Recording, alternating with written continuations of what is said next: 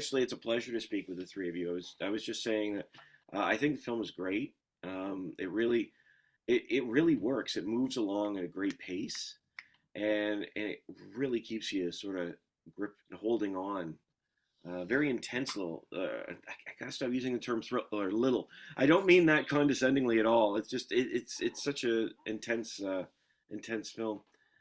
Um, Shujat, what was it that made you want to tell this story and in this way?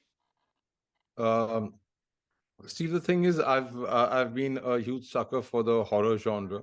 It has always intrigued me, and to tell narratives which are bound by the unknown has always been something that I've looked out for as a filmmaker. And it was during the pandemic when the idea came to me. It was actually originally a different idea which I adapted to, to be made during the pandemic. And we went out, on the outskirts of Bombay. We went and we shot this film over a period of 7 days. Spent totally 10 days, yeah. And we lived there, and we shot the film, and we came back. But essentially, I wanted to tell something which was intertwined with a human story, and not your jump scare horror, so to speak. I mean, the experience of horror of men and what they carry within. So that was my inspiration. I like that you said that because this isn't a when we talk about it being a horror film, this isn't one that makes you go, huh! It's not like that, but it holds you in this constant set of dread the Right. whole time. But I mean, you shot it over 7 to 10 days. Ali Yeah. Hussein was what was that like for you? I mean, that must have been like talk about the film moving along. That must have been really intense for you to work with. Um, I think Ali, you should go first.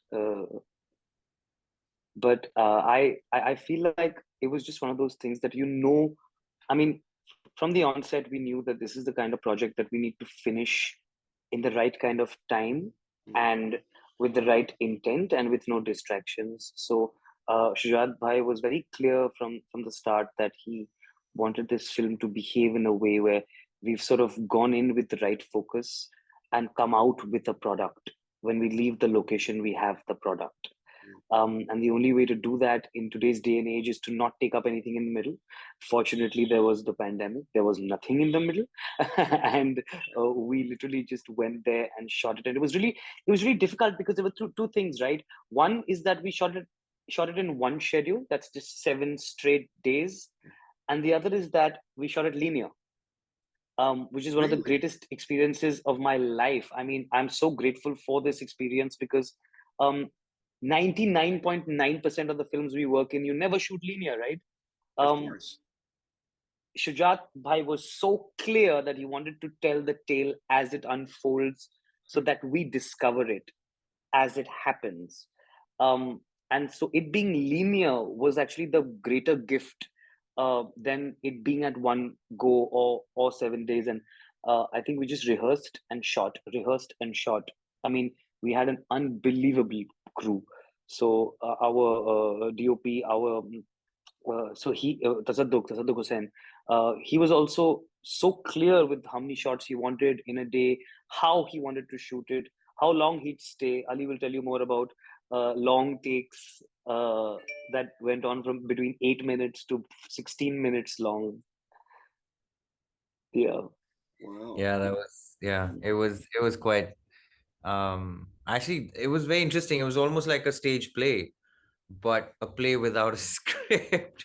Really, in terms of the quintessential classic script structures that we are so used to follow. And I think that amazed me from the word go, because we knew what we were getting into, but we didn't know what's going to unfold. We knew our final vision that Shujat had sort of set out for us, but we didn't know how we're going to get there. And so that was very interesting, because as an actor, you usually experiment on stage, and ever since I've done cinema, it's been very structured and very, you know um, sort of by the book. But here I entered and we collaborated. And I remember these guys sitting, going almost overnight sometimes, writing the whole drafts and then the next day scenes. And then I came with a certain idea, and then we married these on set, and then we shot some of it, and then we go back. So there was a lot of back and forth in terms of discussing the ideas. Um, yeah, it was, because there was not just it was not just people's imaginations involved. It was not just, oh, I like this, let's do it. Oh, I would love to do this because that's how I like cinema to be. No, there was also I wouldn't say baggage, but the responsibility of decades and decades of history of our country, or and sort of the need for some coherent text or some coherent story to be put out there, and you know try and question some things. But at the end of the day, also, I mean, it was the space was, it was new, and the style was very new. That was fun. I mean, we did a lot of long takes. I think kitna tha 9-10 minutes sometimes, Yeah. ranging. Yeah. Shujat, it sounds like, was a lot of this improvised? Like you had your scripts, it sounds like, but it sounds like there was a lot of room to move for Yeah. Ali and Hussein. So what was that process? Again, you did this in 7 to 10 days. That's even more amazing to me. You're on mute, Shujaat bhai. Yeah, can't hear you. Sorry. Yeah, Steve. Yes, we had a script. We had written a proper full-blown script. Not that we, went down into it without a script. But the thing is, the moment I landed on the location, and of course, my brief to the actors was regarding the socio-political, environmental issues that were happening in India and across the globe. I was very clear right from the outset that I wanted to tell a universal emotion, not something which is just restrictive to India. So from that point of view, it could have been applied to anywhere in the world, because love, hate is, things that we experience universally. It's like mother's love, right? So there is my entire endeavor was to how do we delve into the psyche of men who are used as tools of hate. Where does the hate come from? So when me and my director of photography, we reached the location and we recceed and we were prepping, I wanted it to feel like a stage play, because I wanted to be with the actors. I wanted to move around with the actors. I didn't want it to be restrictive. I wanted it to flow in a way which the emotions would come out of the actors. So I didn't want them. I mean, it was a very deliberate move. There's an extreme amount of handheld which was involved, which was tricky. The spaces sometimes got in to our way. Um, Also, I had asked Ali and Hussein and Tasadduq and all the key crew members to also put down their thoughts in terms of the subject of it. What does Ali as an individual think about it, not as an actor, about what is happening. There were tough times. It was tough dealing with the pandemic and what was happening around as well. So there was a lot of improvisation from that end. As Ali said, we married a lot of stuff. There were a lot of emotions that were coming. There was a lot of history that was coming in, personal as well, which really helped in shaping. So we improvise on the scenes. Every day we used to shoot. Back at night, we used to sit and review what we have shot. Okay, this could have been said, or this should be said. Oh, we missed out on this point, and we would always improvise. And there were a few scenes that we wanted to be, even in fact, went back and reshot as well, because my cinematographer wasn't too happy with the way it looked. So yeah, all those things happen. At the end of the day, it was a great collaborative effort, something that we experimented, which was new, and I wanted to try that out. I didn't want to tell my actors, these are your lines and stick by it, and this is what I wanted them to feel it. That really comes across on screen. There's a very natural flow between the cast in this one that keeps it riveting. For you all, I wondered, we talked a little bit about horror. because horror in recent years, I mean, it's always been this way, I suppose, but especially in recent years, has become a real space, a great venue for sparking conversations about deeper issues, and there's a number of them that come out in the course of its runtime. What is it to you that makes horror such a great venue for those sorts of conversations?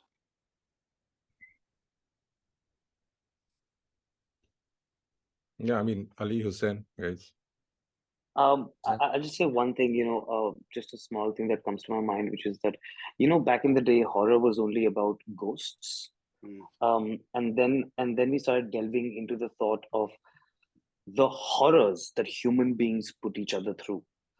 And how and the horror that you can create by being a certain way. And I mean, it's a great film, but like, when the first time I saw Midsommar, I said, listen, it's not about ghosts, it's about how horrible human beings can be to each other at some point and choose, right? And every horror film eventually leads into human beings making extremely unethical decisions, right? And the horror of, in layman's words, the horror of bad behavior. you know so I felt like this film was so perfect in that sense, where for once we were not talking about the fear of ghosts, we we're talking about the fear of human beings and how horrible the horrors we put each other through. I mean, that was just, it just hits you the moment Shujaat Bhai had the idea. It just hit me, and I was like, wow, let's do this kind of horror. Yeah. Yeah. It is. No, it is. I agree with everything Hussein's saying, and horrors of the mind. Because every time I see Hussein's character on the screen, it's a man who's almost living in fear inside his own head. And and when you're fearful, then it's just your shit goes everywhere. You don't look. It's just mind's like, it's chaotic. And there was so much chaos because and I sorry, I'm saying this as because I was performing with him, and he had to keep himself in sort of this one chronological order or trajectory or whatever you call it, but there was so much chaos he had to deal with inside his head. And I thought that must have been really hard to almost, because sometimes as actors we think so many things, and then that whole translation is, I suppose that's acting, but I mean that was really fun to watch. So I suppose, yeah, that's Yeah, absolutely. And there's a real sense of paranoia in this film. Every scene flows so beautifully together, but almost seems like there's another conversation willing to take place. That's one of the things I really liked about it, is that it's saying something. And I love horror that has something to say. I've never been a fan of slasher horrors like myself personally. I like a horror film that is trying to get somewhere with its conversations, and this one's absolutely doing that. I was just wondering, for you all, what do you think they're ultimately most afraid of, these characters? Without giving any spoilers, if that can be said, because there's a number of conversations going on. I mean, to throw in one, of remaining, of losing that pride, and losing this big aura that or whatever we call the alpha male, alpha, universe that these men have managed to create. But by how do you say this? You remember that part, Hussein, when I'm telling you that for 500 rupees, you're sold off, and it's almost like you're so that's the poor are kept poor. I remember Hussein writing this line in the script at that point, and that's the truth of it, that as long as you're kept there in that little hole, feeling all large and giant and everything else you can feel, and the largest human beings, but you're still in this little small, little tiny world that is controlled by the powers that be. That losing that identity is something I saw these characters, they desperately holding on to those identities, even though they're false identities sometimes, even though they're total facades. And sometimes they even know they're probably facades that they're living.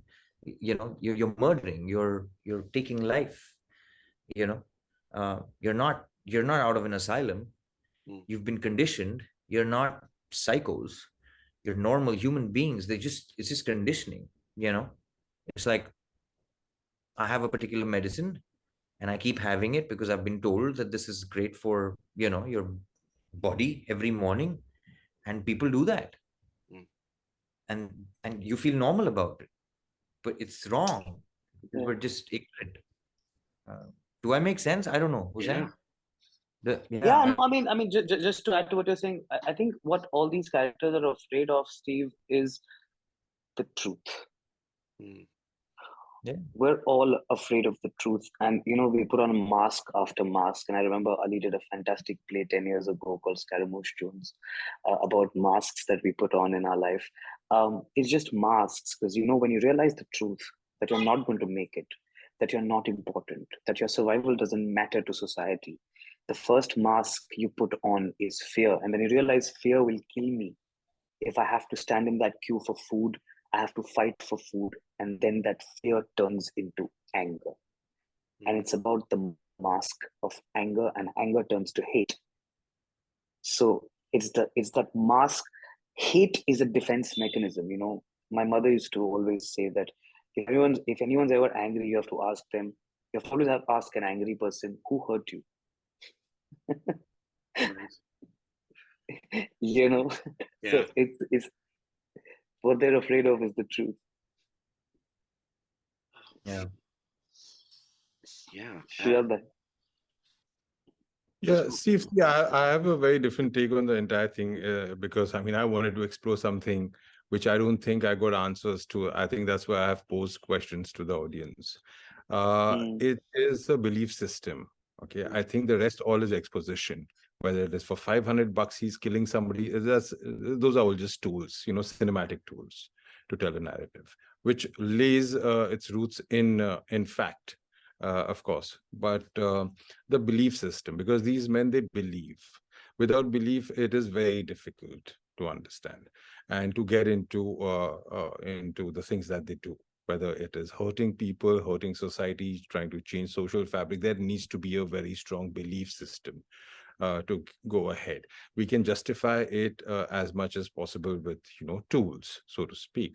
I firmly believe that the biggest religion in this world is poverty, and a lot of it stems from there, and from the social circumstances of it.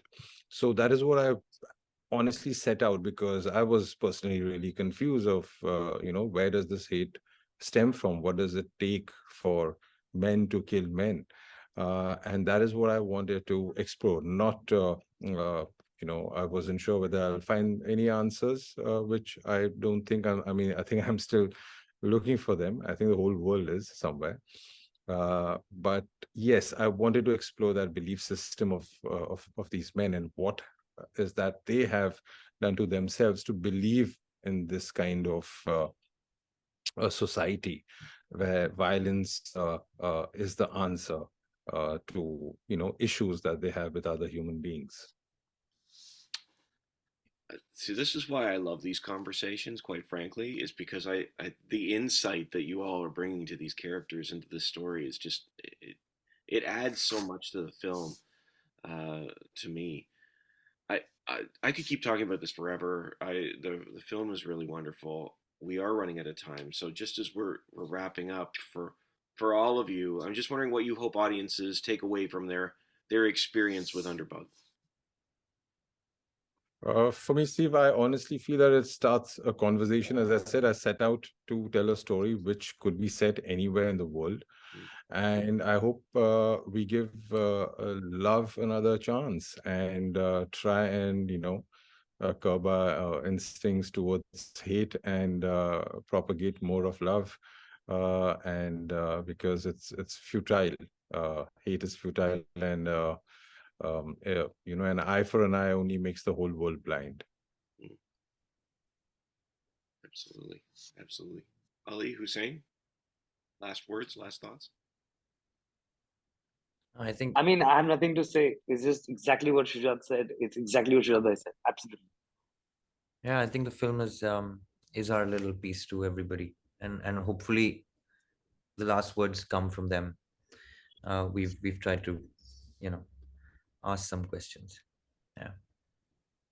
I appreciate it. I appreciate your time. Thank you for your openness, your honesty, and the chance to speak with you about the film. I wish you the best. Thanks so much. Thank you, Thank you. Steve. Thank you. Have a good Pleasure. evening. Thank you. Thanks.